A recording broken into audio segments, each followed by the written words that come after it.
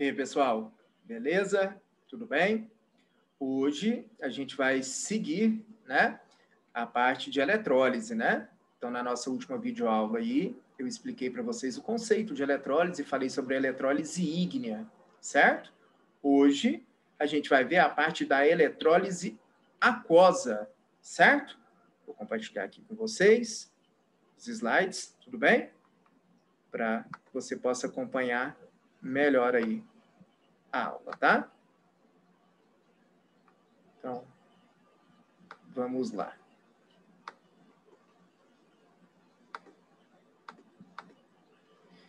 Então, nós vimos, né, na última aula que existem dois tipos de eletrólise.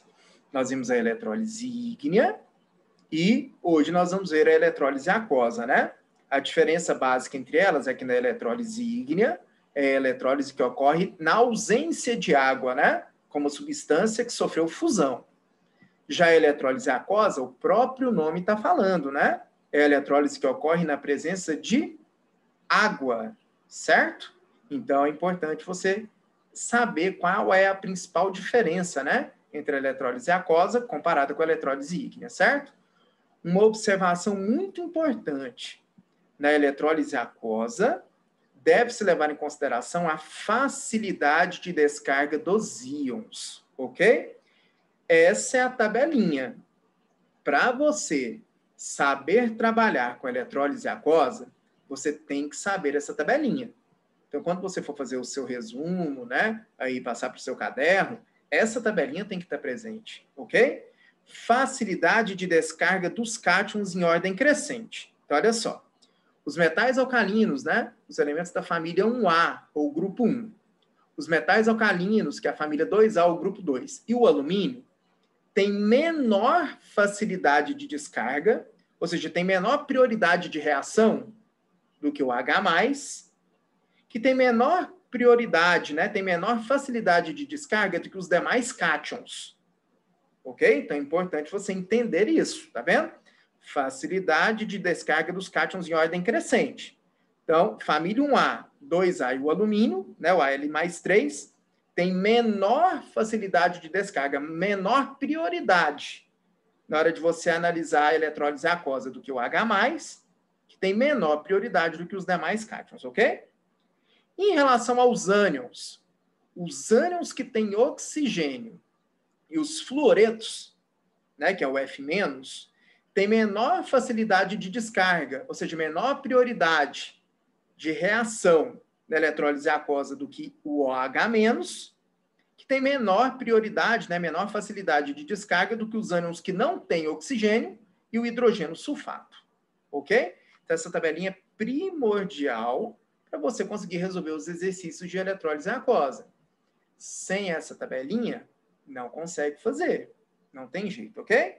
Então, vamos para o exemplo, para ver se você consegue entender. Eu vou usar aqui o mesmo exemplo que eu usei na eletrólise ígnea. Eu vou usar o NaCl, né? Só que lá na eletrólise ígnea eu mostrei para você como que é a eletrólise do NaCl na ausência de água. Aqui eu vou te mostrar a eletrólise aquosa do NaCl, a eletrólise do NaCl na presença de água, ok? A gente sabe que quando a gente pega o NaCl, né, que é o principal constituinte do sal de cozinha, e coloca ele em água, ele se dissolve e dissocia-se, não é isso? Então, esse é o primeiro processo. Olha lá. O NaCl aquoso, que está em água, dissociou. Separou em quê? Na mais Cl menos, certo? Só que, qual é a grande diferença da eletrólise aquosa para a eletrólise ígnea? Como tem a presença da água, a gente tem que levar em consideração o processo da autoionização da água. A água, ela naturalmente se autoioniza e se transforma em quê? Em H+, mais OH-, correto? Então, a água ela tem o processo de autoionização. Ela se ioniza em H+, mais OH-. Isso faz uma grande diferença. Por quê? Agora, no sistema, nós temos a presença de 2 cátions. E nesse sistema, a gente tem também a presença de quê? De 2 ânions. Por isso, no slide passado, eu passei para você a facilidade de descarga, a prioridade. Então, entre esses dois cátions, um tem a prioridade da reação, ou seja, um tem uma maior facilidade de descarga. A gente tem que trabalhar com ele, com quem tem a maior facilidade de descarga, ou seja, com quem tem a maior prioridade da reação. A mesma coisa com o ânion. Tem 2 ânions presentes aí, não tem? A gente só vai trabalhar com um. A gente só vai trabalhar com aquele que tem maior prioridade de reação, ou seja, com aquele que tem a maior facilidade de descarga. Por isso, tem que decorar aquela tabelinha do slide anterior, ok? Então, entre o Na+ e o H+, com quem que a gente vai trabalhar a reação? Aí eu passei para você no slide anterior aí. A família 1A tem menor prioridade de reação, menor facilidade de descarga do que o H+. Então, entre o Na, que é da família 1A, e o H+, o H+ tem maior prioridade. Então, é com ele que a gente tem que fazer a reação. Tudo bem? Então, por isso que você precisa da tabelinha do slide passado. Quando você for estudar, você for refazer esse exemplo, tem que colocar aquela tabelinha no caderno para você lembrar. Então, entre família 1A, da qual o sódio faz parte, o H+ tem maior prioridade, ele tem maior facilidade de descarga. É com ele que a gente vai trabalhar. Tudo bem? Então, tá aí, ó. O H+, lembra? O que eu falei para você sobre a eletrólise? Eu falei para você o seguinte, sempre na eletrólise a gente vai trabalhar com a questão da neutralização do íon. O H+ está com falta de elétrons, correto? Para ele neutralizar, ele precisa, então, de ganhar elétron, não é? Aí é o que eu falei para você na videoaula passada. Quase sempre, quem tem carga positiva, né? O cátion, quase sempre ele é formado por metais. Metais, quando se neutralizam, a gente representa na sua forma monoatômica, né? Ou seja, a gente representa Na, Mg, Al, né? Não é Na2, Na3, não é Mg2, Mg3, certo? É a forma monoatômica. O H, ele não é um metal, mesmo ele tendo a carga positiva. Então, é importante você lembrar que o H, quando ele neutraliza, você tem que representá-lo na sua forma diatômica, né? Então, H2, tudo bem? Sempre quando a gente tem, né? Sempre quando a gente monta uma equação química, a gente precisa de balanceá-la. Não pode esquecer disso, hein? Nós temos 2 Hs, não tem? Então, aqui a gente precisa de fazer o quê? Multiplicar por 2, não é isso? Para neutralizar 2 cargas positivas, há necessidade de ter o quê? 2 cargas negativas, certo? Então, a neutralização de 2 cargas positivas, ela é feita por 2 cargas o quê? Negativas, por 2 elétrons, certo? Essa é a equação de neutralização do H+. Tudo bem? E em relação aos ânions, qual é o ânion que eu vou trabalhar a reação? Então, a gente tem o Cl- e nós temos o OH-, né? Então, é importante você lembrar que, pelo slide passado, né? Os ânions não oxigenados, ou seja, os ânions que não têm oxigênio, eles têm uma maior prioridade de descarga, né? Uma maior facilidade de descarga do que o OH-. Por isso que nós vamos trabalhar com Cl- e não com H, tudo bem? Então, você precisa da tabelinha do slide passado. Os ânions que não têm oxigênio têm maior prioridade, maior facilidade de descarga do que quem? Do que o OH-, certo? Por isso que eu coloquei para você, ó, o Cl-, né? A gente tem que neutralizá-lo. Então, ele está com excesso de elétrons, então ele precisa de liberar elétrons, não é isso? Geralmente, quem tem carga negativa é ametal. Geralmente, ametais, né? Se neutralizam na sua forma diatômica, tudo bem? E a gente precisa de neutralizar, certo? A gente precisa de balancear. Tem 2 cloros aqui, não tem? Aqui não tem só um. Então, aqui nós vamos multiplicar por 2. Para neutralizarmos 2 cargas negativas de cá, né? Fazer o balanceamento, ó, como tem 2 cargas negativas do lado dos reagentes, tem que ter 2 cargas negativas do lado dos produtos. Então, a gente vai multiplicar os elétrons por 2.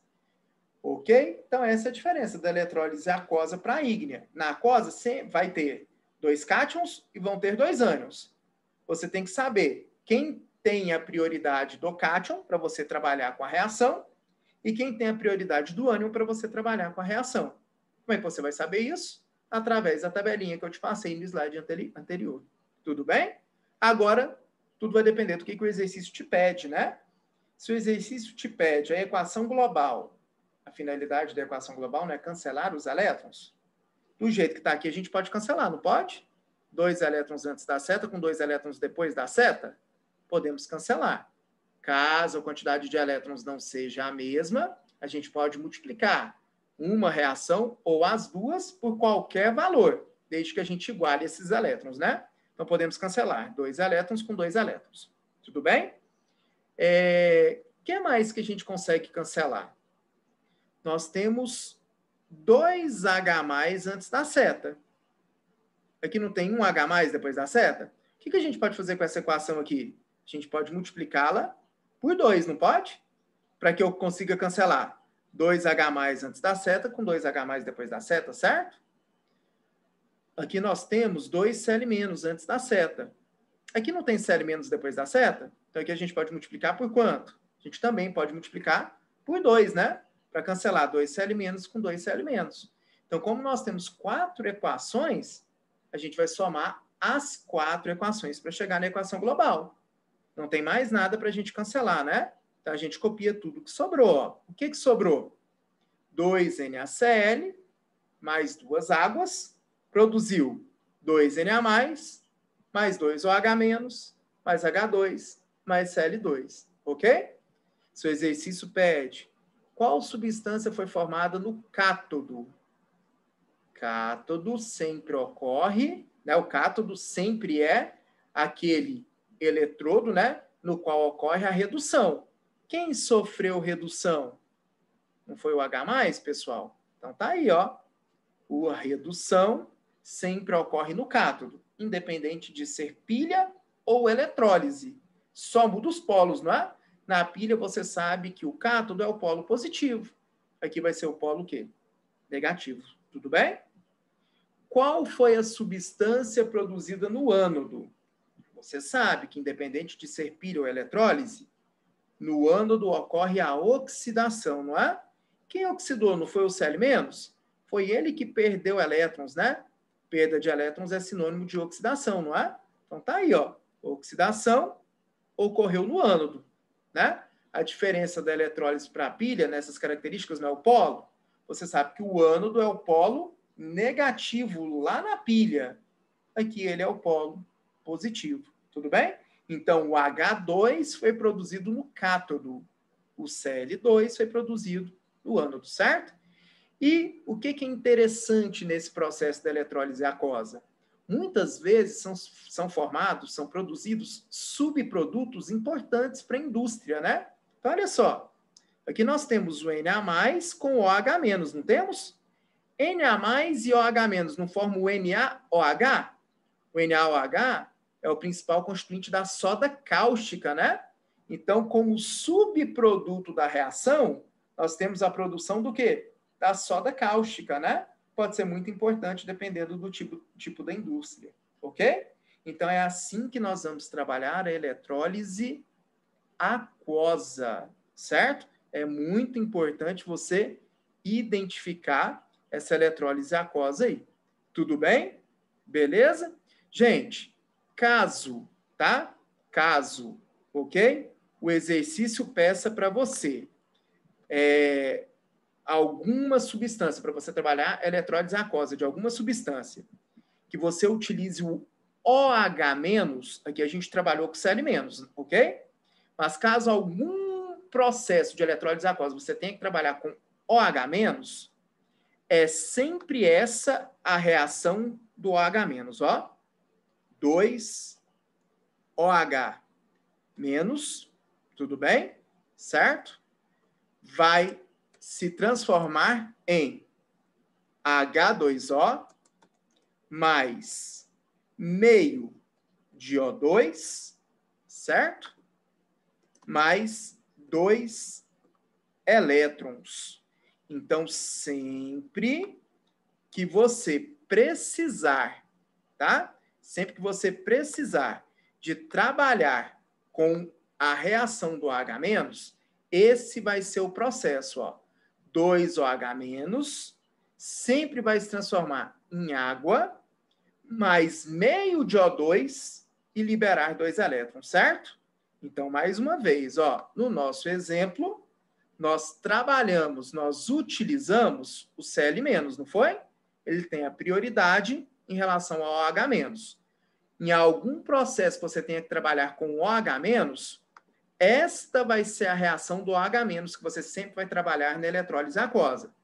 2OH- aquoso vai se transformar em água líquida, mais meio de O2 gasoso, liberando 2 elétrons, tudo bem?